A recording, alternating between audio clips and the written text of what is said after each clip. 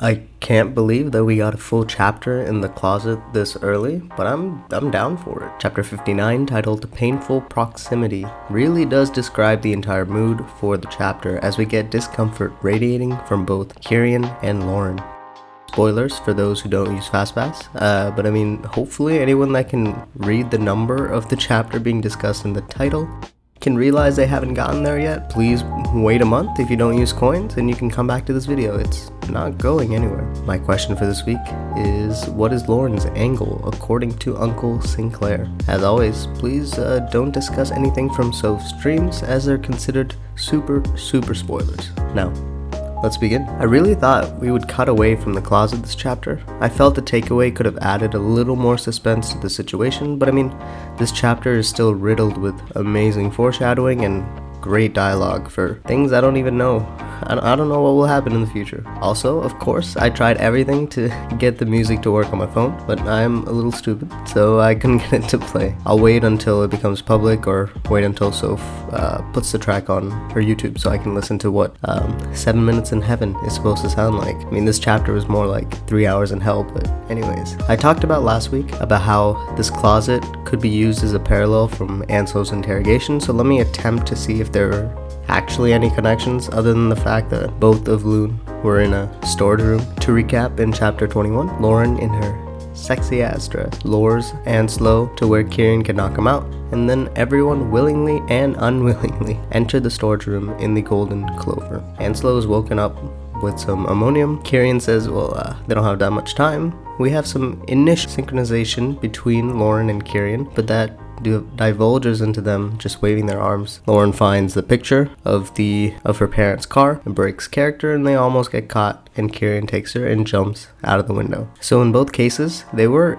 in a hurry, except Golden's was more strategically planned, as Kieran sent the police the wrong address to give them enough buffer to get all the information from Anslow. While in the Camellia, it was just because they were spotted by the lady. We do get the initial dialogue that seems smooth as they figure out what the best way to get out of here is, to just wait a couple hours until 3 a.m. and then kick down the door. Other than that, the conversation changes significantly away from how it was with Anslow, well, because they had a target to focus their energy on. Now it's just them alone with their trauma and pain they each have inflicted on each other, and you can feel the uneasiness as we progress through the first half and maybe first 2/3 of this chapter. Let me know in the comments down below if you find more parallels with Anslow's investigation and this closet venture. So they both realize that they had the same exact ideas when it comes to a surveillance mission. And we had already picked up on these hints throughout this Camellia arc. 2 vases next to each other, 1 for each bug, the interference in the beginning, Kieran's device dying out, and then them meeting each other on the roof. Poor Lauren, it's called plot progression. I'm sorry, it sucks for you. What struck me the most was Kieran's line. Of course, do they not teach that in police school? It's surveillance mission basics. A couple things can be extrapolated from this. 1. Did Kieran go to police school at some point, or does the Phantom Scythe know the entire curriculum? And 2, if the Phantom Scythe does know that this is the basics, wouldn't the members that we just saw in the Seventh crew take measures against the standard approach to investigation or staking out a place? Like maybe a jamming device or something along those lines? Has the Phantom Scythe gotten so complacent that they don't need these extra precautions since they believe they're in a safe space? Even with Loon prowling along taking down their members, it doesn't really make too much sense. But this carelessness will be their downfall, because we know their timeline now. Lauren still being triggered by 43 is very valid, and being forced in this small space probably terrifies her, because at any moment Kieran could snap back to what he was in that cave. So her only solution is to keep as much distance from them as possible, which again is totally understandable. She goes back to her usual, which although we haven't seen her write down stuff in a book until this Camellia mission, but that's where she goes to. If we compile all her notes, this is what it would look like. From chapter 47, we know she wrote coup d'etat, the 7th is overthrowing the leader, and does the leader even know? In this chapter, it's presumed that she wrote down 2/14, or February 14th, as the last delivery date. Cigar woman in her profile, dark, sexy hair,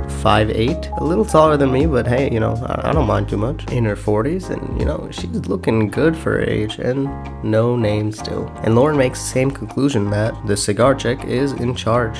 of the weapons storage. What's interesting is that even Kieran doesn't know who this chick is. Sake makes sense since he did the train bombing and then dipped overseas and just got back. So what is Cigar Chick's backstory? Maybe the Phantom Scythe is way too big of an organization, but the biggest assassin should know some of the more prominent members, right? But it also looks like the leader and the Postos are really good at compartmentalizing the information distilled to the members. So it makes sense that Kieran doesn't know everything. Remember in chapter 34/35 that Belladonna kind of mocks Kieran's innocence and naivety, not knowing what's really going on behind the scenes in Phantom Scythe. And then Lauren writes stored nitroglycerin. Only after this point does she realize that she needs Kieran's info to get cracking because they're in a time crunch. 2 months, that's all they have. And even Lauren acknowledges that at least it's not 1 hour like the train bombing, but she's just as helpless and useless and lost as she was when she was 10 years ago, which is a frightening feeling that all the progress that, people assume that you make progress over a large stretch of time, like a decade, especially on something and someone as hyper-focused and goal-oriented like Lauren is. That's daunting. I think that we'll have Lauren continue to grapple with this lack of effectiveness against the next great tragedy until the very, very last minute. And I have full faith that the authors will knock this part of Lauren's journey out of the park. Also, another thing I loved was the distortion of the bombing flashback, tied to Lauren's uneasy breathing as the fire and the destruction seem to be blending in together. Now to Kieran. I didn't mention it in my review of 58 since I only thought about it afterwards while talking more about it in the FastPass Discord channel, but the storage room is another version of his locked apartment, a part of his humanity that he keeps hidden and safe since we are inside that space. We see him open up at the end of this chapter, which I had hoped for. Kieran lets her know that at the very least she doesn't have to worry about her friends and co-workers getting involved from Kieran's side, that Kieran will do everything in his power to make sure that this doesn't happen. So this will hopefully give Lauren some kind of stability or anchorage that she doesn't have to spread her worries over. What's cool is that Kieran says that he won't do it even if he was ordered to, which is probably the first time that we know of that he goes against his orders, a deviation from his original mission to become the leader's dog, to get close to him, and that's all because of Lauren. Kieran acknowledges that he handled the tower wrong, and even if he doesn't get forgiveness for this, at least he said what he wanted from his end. I just want you to know that I will not cause you more harm than I already did. This is another powerful line. Man, like all this Kieran speech and even Lauren's beforehand is a gold mine to dig into their personalities and how each have influenced another, but I may save that for a video when this chapter becomes public because, I believe this requires more than just 12 hours to digest and dissect this conversation. I know a lot of people have been debating over a relationship between Lauren and Kieran, and even though I still don't think they're in any state to have one because of how toxic they've been to each other as human beings, but Kieran is making strides. Now, whether he's doing this because of his objectification of Lauren as his humanity is actually what's causing him to do this is up for air, but we have many chapters to see where this goes. And then the complete misdirection of Uncle Sinclair with, "What's your angle, Lauren?"